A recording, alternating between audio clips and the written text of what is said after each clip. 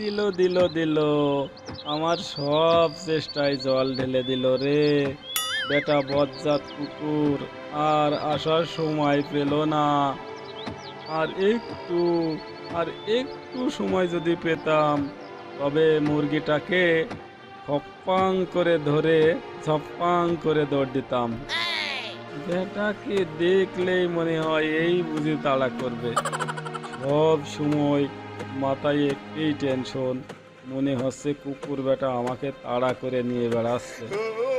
ঘুমালে স্বপ্নেও দেখি ওই বজ্জাত কুকুর তাড়া করছে। যাক, কোনো মতে বেঁচে ফিরতে পেরেছি, এটাই তো অনেক ভালো। এই গ্রামে আর যাওয়া যাবে না, এখন থেকে অন্য গ্রামে যেতে হবে। একদিন টিঙ্কু শিয়াল সারা বন ঘুরে ঘুরে একটিও শিকার ধরতে পারে না। এদিকে খিদিতে তার প্রাণ যায় যায় অবস্থা। সে ঘুরতে ঘুরতে বনের এক পাশে দেখলো একটি ছোট্ট ডোবার ভিতরে একটা বক মাছ শিকার করছে। সে ভাবলো এই বক বেটাকেই শিকার করতে হবে। হ্যাঁ, যে ভাবনা সেই কাজ।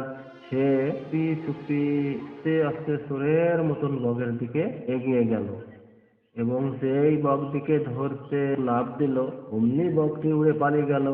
আর টিঙ্কু শিয়াল কাঠের গুড়ির সাথে তার পা বেঁধে উল্টে দিগবাজি খেয়ে পড়ে গেল।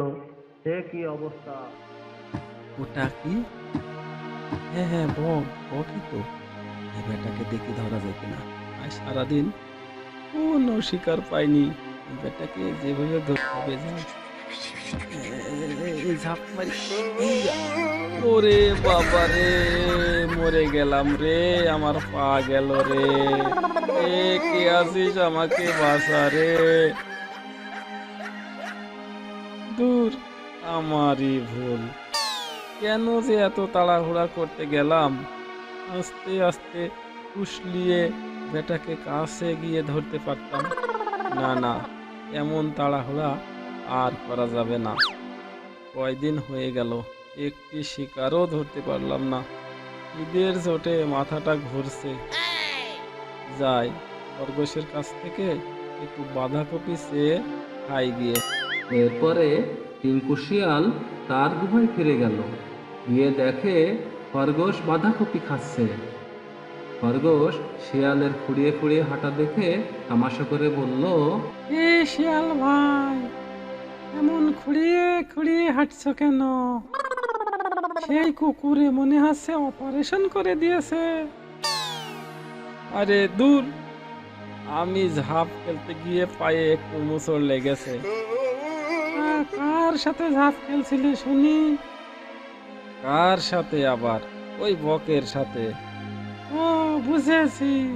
বক দেখে মনে হয় তোমার মাথায় ঠিক ছিল না। আরে বাজে কথা রাখ, এখন দে কিছু খাবার দে। ঈদেতে চোখেও ভালো দেখতে পাচ্ছি না। কিন্তু আমার কাছে তো বাঁধাকপি আছে, তুমি কি খাবে? আরে বাঁধাকপি মূলা যা আছে তাই দে। আহ, আহ, আহ, মাথাটা ঘুরছে, তোকেও ভালো দেখছি নি। আহ, উম,